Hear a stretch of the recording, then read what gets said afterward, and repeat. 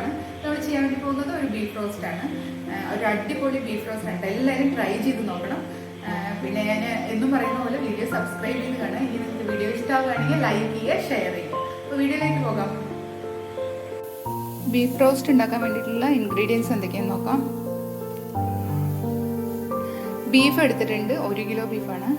നന്നായി മഞ്ഞൾപ്പൊടിയും ഉപ്പൊക്കെ ഇട്ടിട്ട് കഴുകി വെച്ചിട്ടുണ്ട്. പിന്നെ നമുക്ക് ആവശ്യത്തിനുള്ള സവാള, ചെറിയുള്ളി, പച്ചമുളക്, ഇത് തേങ്ങാക്കൊത്താണ് കേട്ടോ. ഒരു പകുതി തേങ്ങാക്കൊത്ത് എടുത്തിട്ടുണ്ട്. പിന്നെ വേണ്ടത് വെളുത്തുള്ളി, ഇഞ്ചി ചതച്ചത്, ആവശ്യത്തിനുള്ള കറിവേപ്പില, പിന്നെ ഒരു 2-3 കഷ്ണം പട്ട എടുത്തിട്ടുണ്ട്, ഒരു 2 ഗ്രാമ്പു, കുറച്ച് പെരുംജീരകം എടുത്തിട്ടുണ്ട്, 1 സ്പൂൺ കുരുമുളക് പൊടി, 1 സ്പൂൺ ഗരം മസാല പൊടി. പിന്നെ നമുക്ക് വേണ്ടത് ആവശ്യത്തിനുള്ള മുളക് പൊടി, മല്ലിപ്പൊടി. അപ്പോൾ നമുക്ക് ആദ്യം ചെയ്യേണ്ടത് വെളിച്ചെണ്ണ വേണ്ടത്. വെളിച്ചെണ്ണയിലാണ് ഉണ്ടാക്കുന്നത്. വെളിച്ചെണ്ണ എടുത്തിട്ടുണ്ട്. ആദ്യം നമ്മൾ ചെയ്യാൻ വേണ്ടി പോകുന്നത് ഈ ബീഫ് നന്നായിട്ടൊന്ന് വേവിച്ചെടുക്കണം. നന്നായിട്ടെന്ന് പറഞ്ഞാൽ ഫുള്ളായിട്ട് വേകാൻ പറ്റില്ല, ഒരു 1/4 വേവിച്ചെടുക്കണം. അത് കുക്കറിലിട്ടിട്ട് വേവിച്ചെടുക്കാം. നമുക്ക് ബീഫ് നന്നായിട്ട് വേവിച്ചെടുക്കാം.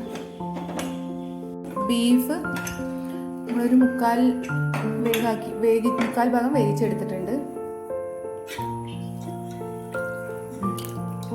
ഇനി നമുക്ക് മസാല തയ്യാറാക്കാം. അപ്പോൾ പാത്രം ഉരുളി ചൂടായിട്ടുണ്ട്. നമുക്ക് ആവശ്യത്തിനുള്ള വെളിച്ചെണ്ണ ഒഴിച്ചു കൊടുക്കാം. എണ്ണ നന്നായി ചൂടായി വന്നിട്ടുണ്ട്. അപ്പോൾ നമുക്ക് പട്ട, ഗ്രാമ്പു അങ്ങനെയുള്ള മസാലകളൊക്കെ ഇട്ട് കൊടുക്കാം. പെരുംജീരകം,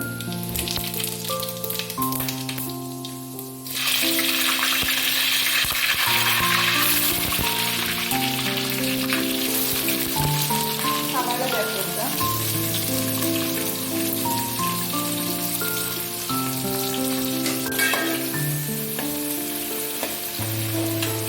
സവാള അത്യാവശ്യം മൂത്ത് വരുമ്പോൾ, നന്നായി ബ്രൗൺ കളറൊന്നും ആവണ്ട, മൂത്ത് വരുമ്പോൾ നമുക്ക് പച്ചമുളക് ഇട്ട് കൊടുക്കാം.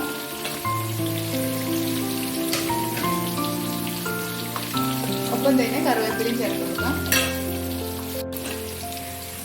പച്ചമുളക് അത്യാവശ്യം മൂത്ത് വരുമ്പോൾ നമുക്ക് തേങ്ങാക്കൊത്തും കൂടെ ചേർത്ത് കൊടുക്കാം.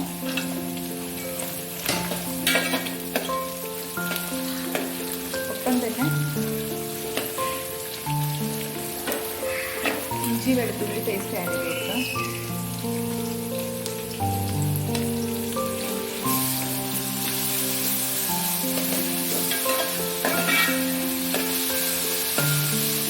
ഇഞ്ചി വെളുത്തുള്ളി പേസ്റ്റ് മൂത്ത് വന്നിട്ടുണ്ട്. നമുക്കത് അതിൻ്റെ പച്ചമണമൊക്കെ മാറി വന്നിട്ട് ഇനി മുളക് പൊടി, മല്ലിപ്പൊടി, മസാലപ്പൊടികൾ ആഡ് ചെയ്ത് കൊടുക്കാം. ഇതിൻ്റെ അളവ് പറയാത്തത്, ഇതൊക്കെ ടേസ്റ്റൊക്കെ നിങ്ങളുടെ അളവിനനുസരിച്ചിട്ടുണ്ട്. എരിവൊക്കെ ചിലർക്ക് കൂടുതൽ വേണം, കുറവ് വേണം. അപ്പോൾ അതിന് അളവിനനുസരിച്ചിട്ട് ഇടണം കേട്ടോ. അതുകൊണ്ടാണ് അതിൻ്റെ അളവൊക്കെ പറയാത്തത്. ലോ ഫ്ലെയിമിൽ വെച്ച് വേണം ചെയ്യാൻ വേണ്ടിയിട്ട്.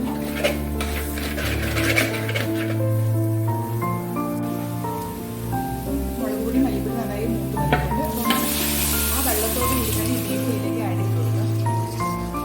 ചെറു തീയിൽ വെച്ചിട്ട് നന്നായിട്ടൊന്ന് തിളച്ചതിന് ശേഷം ചെറുതീയിൽ വെച്ചിട്ട് നമുക്കിത് റോസ്റ്റ് ചെയ്തെടുക്കാം.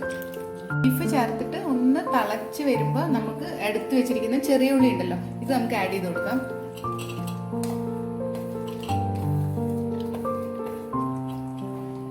ഇനി നമുക്കിത് നന്നായിട്ടൊന്ന് ഡ്രൈ ആക്കണമെങ്കിൽ ഡ്രൈ ആക്കാം, ഇല്ലെങ്കിൽ കുറച്ച് ഗ്രേവിയോട് തിക്ക് ഗ്രേവി ആയിട്ട് വേണമെങ്കിൽ അങ്ങനെ ചെയ്യാം. നമുക്ക് ചെറുതീയിൽ വെച്ചിട്ട്, കാരണം മസാലപ്പൊടിയൊക്കെ ഇപ്പോഴല്ലേ ഇട്ട് കൊടുത്തത്, അപ്പോൾ നമുക്ക് ചെറുതീയിൽ വെച്ചിട്ട് ഒന്ന് റോസ്റ്റ് ചെയ്തെടുക്കാം, ഡ്രൈ ആക്കി എടുക്കാം.